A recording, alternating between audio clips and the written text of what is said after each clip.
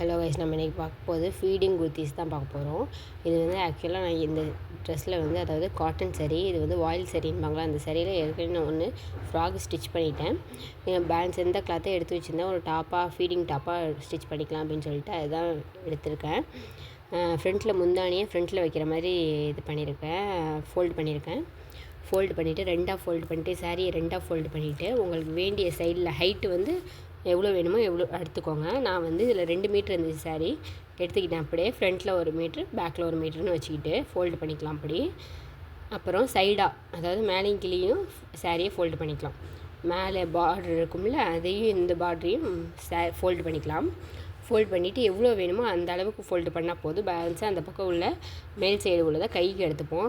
ஆக்சுவலாக எனக்கு 8 4ஆக ஃபோல்டு பண்ணால் 8 எனக்கு இன்ச்சு. நான் 2 இன்ச்சஸ் வந்து ஸ்டிச்சஸ்க்கு விட்டு 10ஆக மார்க் பண்ணியிருக்கேன். இப்போ அந்த பார்டர் வந்து கட்டாயி வெளில போயிடும். அந்த பார்டரை நம்ம எடுக்க போகிறதில்ல. ஈவனாக கீழே உள்ள பார்டர் மட்டும் தான் கீழே வந்து டாப்புக்கு கீழே வர மாதிரி நம்ம ஸ்டிச் பண்ண போகிறோம். இதில் மெயினே வந்து நம்ம எந்த கிளாத்தெல்லாம் மெயின் பண்ணி நான் வந்து இதில் வந்து வீடியோ அப்லோட் பண்ணல, ரெக்கார்ட் பண்ணல. மெயினாக இதில் வந்து நம்ம என்ன பார்க்க போகிறோம்னா ஃபீடிங் டாப்புக்கு இந்த குர்த்திஸ்க்கு எப்படி நம்ம டபுள் சைடில் ஃபீடிங் ஜிப் வைக்கிறோம், அது சென்ட்ரு கட் வச்சு ஷேஃபாக எப்படி வைக்கிறோங்கிறது தான் மெயின் கிளாத்தே. மெயின் பாயிண்ட்டே அதுதான். மற்றபடி எதுவுமே நான் இதில் வந்து அந்த கிளாத்தோ டிசைனோ எப்படி மார்க் பண்ணுறேன் இதெல்லாம் இல்லை. எந்த கிளாத் எடுத்தாலும் நீங்கள் 4ஆக ஃபோல்டு பண்ணிக்கோங்க.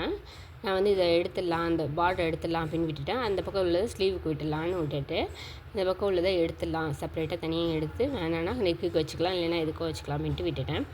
இப்போ 4ஆக ஃபோல்டு பண்ணியிருக்கேன் இல்லையா, 10 இன்ச்சஸ் விட்டுருக்கேன். அதாவது ஆக்சுவல் லென்த்து எனக்கு 8, மொத்தம் 10 விட்டுருக்கேன். இப்போ நெக்கு மார்க் பண்ணிக்கலாம். Neck 3 inches open neck, open neck 3 inches. 4 inches வேணாலும் ஷோல்ட்ரு எடுத்துக்கலாம். ஏன்னா 4 இன்ச்சஸ்னால் வேணாலும் எடுத்துக்கலாம். கொஞ்சம் பெரிய சைஸ் இருந்தால் 4 இன்ச்சஸ் இல்லைனா 3 இன்ச்சஸே எடுத்துக்கோங்க. நான் வந்து அதாவது நான் என்ன சைஸுன்னு சொல்லிடுறேன். நான் வந்து எக்ஸ்ட்ரா ஸ்மால், அதனால் வந்து அந்த சைஸு கரெக்டாக இருக்கும். ஹைட்டு வந்து அண்டர் ஆர்ம் வந்து 6.5 விட்ருக்கேன்.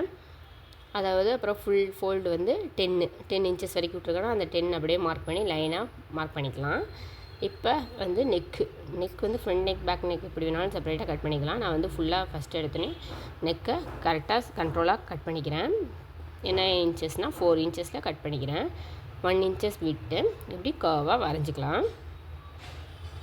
இதில் மெயினாக நீங்கள் வந்து நோட் பண்ண வேண்டியது எப்படின்னா ஃபீடிங் எப்படி வைக்க போகிறோம் அப்படின்னு தான்.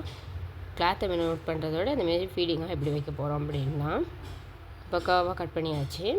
இப்போ வந்து கர்வாக கட் பண்ணதுக்கப்புறம் ஹைட்டு மேலேருந்து ஷோல்டர்லேருந்து ஹிப்புக்கு என்ன ஹைட்னோ 13 இன்ச்சஸ் வரணும். ஹிப்புக்கு கரெக்டாக ஹிப் எங்கே இருக்கணும்னா 13 இன்ச்சஸில் ஹிப் இருந்தால் தான் கரெக்டாக இருக்கும் ஷார்ப்பாக.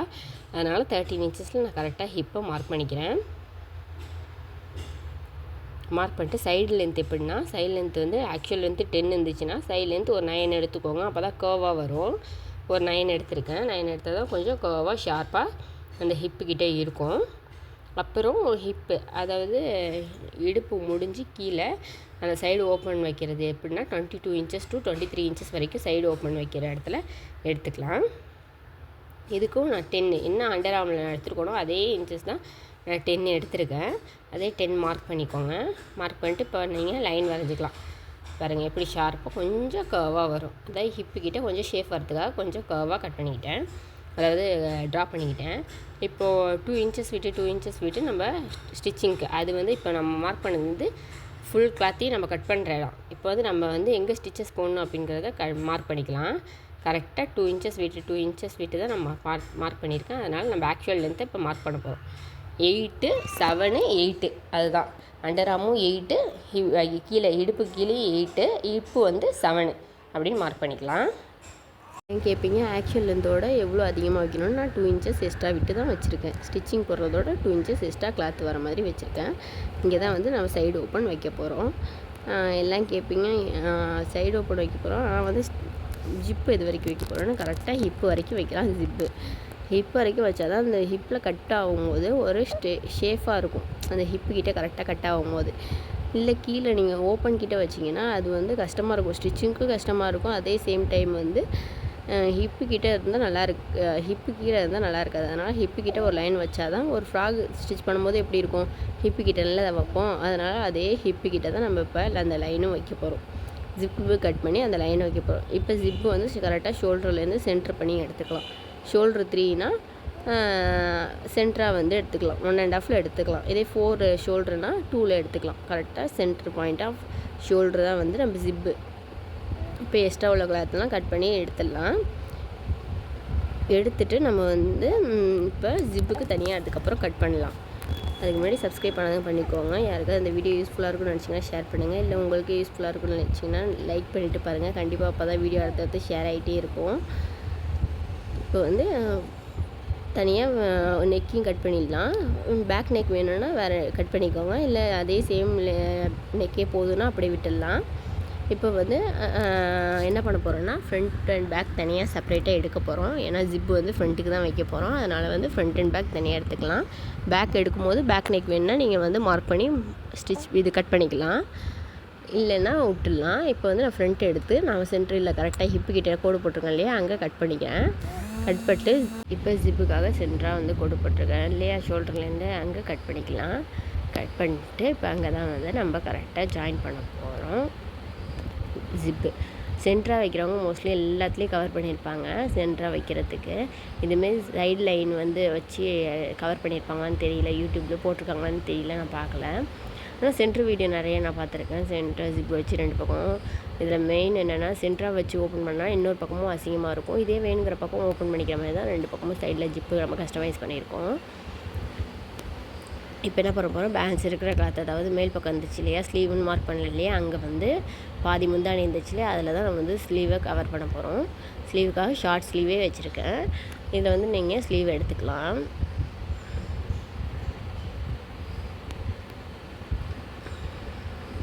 இப்போ இந்த ஃப்ளவர் வர மாதிரி கொஞ்சம், அதாவது எக்ஸாக்டாக வைக்க முடியாது, எக்ஸாக்டாக வச்சா வந்து கரெக்டாக இருக்காது ஸ்லீவு. அதனால் வந்து கொஞ்சம் அதை கவர் ஆகிற மாதிரி, கொஞ்சம் டிசைன் கவர் ஆகிற மாதிரியே வச்சுருக்கேன் ஸ்லீவு.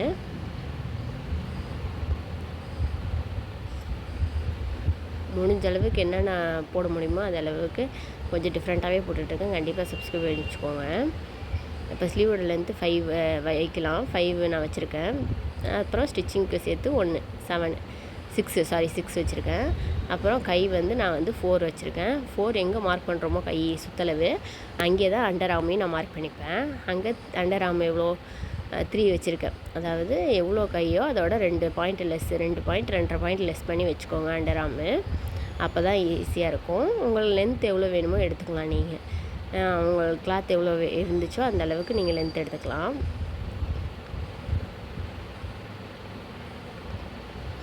ஏன்னா கிளாத் எவ்வளோ இருக்குதுன்னு பார்த்துட்டு எடுத்துக்கோங்க, இல்லைனா ஜாயிண்ட் வைக்கணும் கஷ்டமாக இருக்கும். அதனால் கிளாத் எவ்வளோ இருக்குதுன்னு பார்த்துட்டு அதுக்கப்புறம் லென்த் எடுத்துக்கோங்க. இப்போ நம்ம ஜிப் அட்டாச் பண்ண போகிறோம். இப்போ இன்விசிபிள் ஜிப் தான் எடுத்துருக்கேன். தலைகீழ ஆப்போசிட் சைடு வச்சுக்கிட்டு அதை ஸ்டிச் பண்ணிக்கலாம். நான் மோஸ்ட்லி எல்லாம் வந்து கேட்பீங்க, ஏன்னா சிங்கிள் ஃபுட் போட்டிருக்கீங்கன்னு. மோஸ்ட்லி இதுமாரி ஸ்டிச் பண்ணும்போது சிங்கிள் ஃபுட் போட்டால் தான் கொஞ்சம் ஈஸியாக இருக்கும். அதனால் அப்பப்போ மாற்றாமல் மோஸ்ட்லி நான் வந்து சிங்கிள் ஃபுட்லேயே நான் வந்து எல்லாத்தையும் ஸ்டிச் பண்ணிவிடுவேன். ஏன்னா மோஸ்ட்லி ஆரியா ஒர்க் ப்ளவுஸ்லாம் நிறையா ஸ்டிச் பண்ணுறதுனால வந்து சிங்கிள் ஃபுட்லேயே நான் வந்து மோஸ்ட்லி கவர் பண்ணிவிடுவேன், ஸ்டிச் பண்ணிவிடுவேன் எல்லாத்தையும். இதுமாரி ஜிப்புக்கெலாம் ஈஸியாக இருக்குன்ட்டு நான் மாற்றிட்டு இருக்க மாட்டேன். இப்போ ஸ்டிச் பண்ணியாச்சு, ஆப்போசிட் சைடு வச்சு ஸ்டிச் பண்ணியாச்சு. இப்போ அந்த பக்கமும் எடுத்து ஸ்டிச் பண்ணிக்கலாம். ஸ்டிச் பண்ணிவிட்டு அதை அப்படியே செப்பரேட்டாகவும் விட்டுடலாம். இல்லைன்னா வேணாம், ஜிப் வந்து ஒரு மாதிரி அசிங்கமாக தெரியுது அப்படின்னா மேலே வந்து கவர் பண்ணிக்கலாம். இல்லைன்னா ஏதாவது கிளாத் இருந்தால் கூட ப்ரில்லாட்டம் வச்சுக்கலாம். உங்களுக்கு எப்படி வசதியாக அப்படி வச்சுக்கலாம்.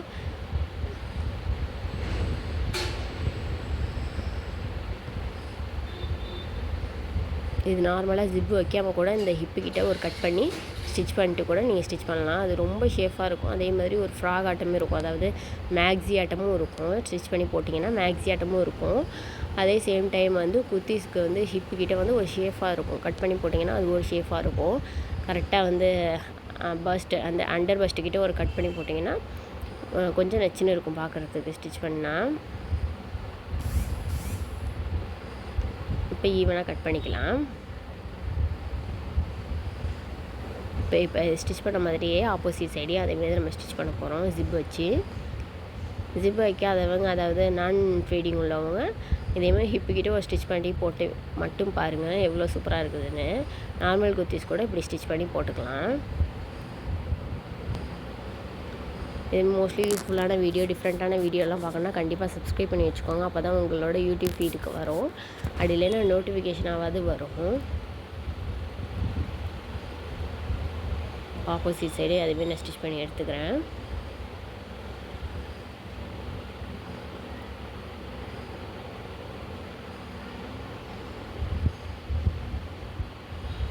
இப்போ ஈவனாக கீழேயும் அதேமாதிரி நான் கட் பண்ணிக்கிறேன்.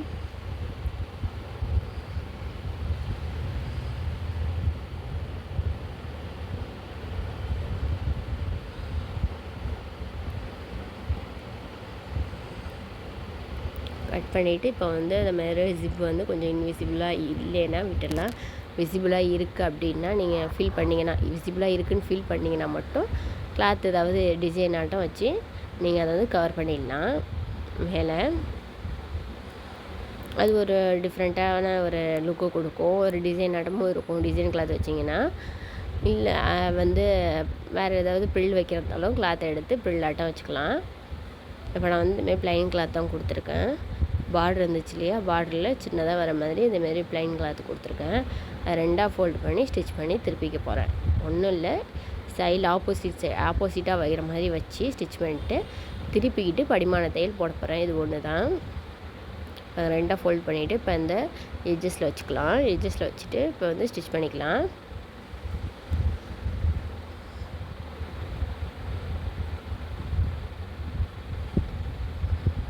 கரெக்டாக வந்து ஓரத்தில் வச்சு நல்லா ஸ்டிச் பண்ணிக்கலாம்.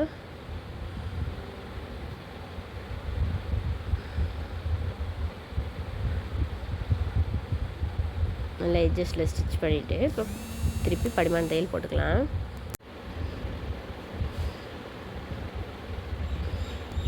கரெக்டாக எட்ஜஸில் வச்சு ஸ்டிச் பண்ணிக்கலாம். இப்போ பேலன்ஸ் இருக்கிறத கட் பண்ணிவிட்டு படிமான தையல் போட போகிறோம். அதே சேம் மெத்தடுக்கு தான் ஆப்போசிட் சைடும் பண்ண போகிறோம். இல்லை இதுவே எனக்கு ஒரு மாதிரி டிஃப்ரெண்ட்டாக இருக்குது அப்படின்னா நீங்கள் அது மேலே ஸ்டிச் பண்ணணுன்னு அவசியம் கிடையாது, விட்டுடலாம்.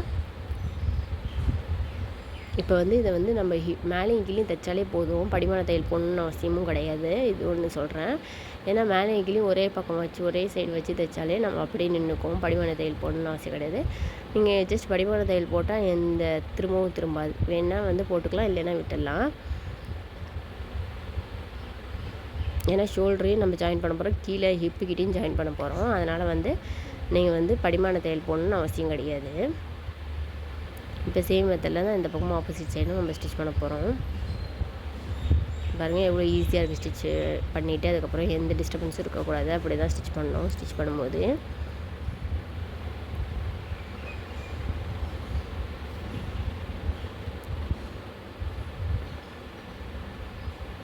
வேறு ஏதாவது ஸ்டிச் பண்ணணுன்னு நினச்சிங்கன்னா கண்டிப்பாக வந்து ஏதாவது யூஸ்ஃபுல்லான வீடியோ வேணும் அப்படின்னு நினச்சிங்கன்னா கண்டிப்பாக கமெண்ட் பண்ணுங்கள். அப்படி இல்லைன்னா வாட்ஸ்அப்பில் நம்பர் கொடுக்குற மெசேஜ் பண்ணுங்கள். நான் வந்து ஏதாவது யூஸ்ஃபுல்லான வீடியோ உங்களுக்கு தேவைப்படுற வீடியோ வந்து கண்டிப்பாக ஸ்டிச் பண்ணி போடுறேன். இல்லை உங்களுக்கு ஸ்டிச் பண்ணி வேணும் அப்படின்னா கண்டிப்பாக வாட்ஸ்அப்பில் மெசேஜ் பண்ணி ஆர்டர் ப்ளேஸ் பண்ணிக்கலாம். உங்களுக்கு எப்படி வேணும், சாரீ வேணும், சாரிலேருந்து கன்வெர்ட் பண்ணோன்னா வந்து மெசேஜ் பண்ணி உங்கள் சாரியை கொரியரில் பண்ணிங்கன்னா நான் வாங்கிப்பேன். உங்களுக்கு ஏற்ற மாதிரி ஸ்டிச் பண்ணி கொடுப்பேன். அதுக்காக வாட்ஸ்அப் நம்பரை காண்டாக்ட் பண்ணுங்கள். சாரிலேருந்து ஒரு மேக்ஸியாக ஒரு ஃப்ராகாக கன்வெர்ட் பண்ணோன்னா 600 வாங்கிட்டுருக்கோம். இதே காம்போவாக ஒரு சாரியில் 2 ஸ்டிச் பண்ணோன்னா நம்ம 1000 வாங்கிட்டுருக்கோம். அதேமாரி வேணுன்னா கண்டிப்பாக ஸ்டிச் பண்ணி நீங்கள் வாங்கிக்கோங்க, ஆர்டர் ப்ளேஸ் பண்ணி வாட்ஸ்அப்பில். இப்போ ஹிப்புக்கிட்ட நம்ம ஸ்டிச் பண்ணிக்கலாம். ஹிப்பை வந்து ஒன்றும் இல்லை, ஜாயின் பண்ண போகிறோம். கீழே அந்த முந்தானி வச்சுருந்தோம் இல்லையா, அதை அப்படியே ஜாயின் பண்ணிக்க போகிறோம். கட் பண்ணி தனியாக எடுத்ததை அப்படியே ஜாயின் பண்ணிக்க போகிறோம். ஜாயின் பண்ணிட்டு கொஞ்சம் தூக்குன மாதிரி இருக்கும். அதனால் படிமான தையல் போட்டுக்கிட்டோம்னா ஸ்டிச் பண்ண மாதிரியே தெரியாது. பாருங்கள் லைட்டாக தூக்குன மாதிரி இருந்துச்சு. அப்படியே ஒரு ஸ்டிச்சஸ் கொடுத்தேன், பர்ஃபெக்டாக இருந்துச்சு. கொஞ்சம் கூட அதை ஸ்டிச்சஸ் போட்ட எனக்கான எந்த இதுவுமே இல்லை. படிமான தையல் போடவும்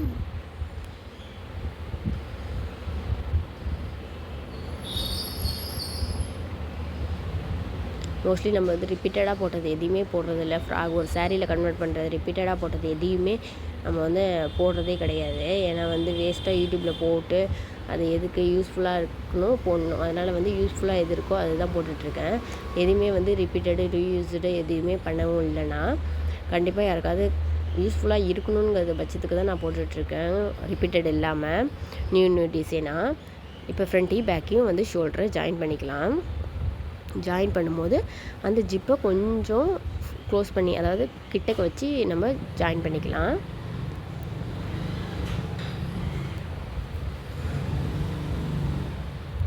இப்போ இன்னொரு பக்கமும் ஜாயின் பண்ணிக்கலாம் அதே மாதிரி.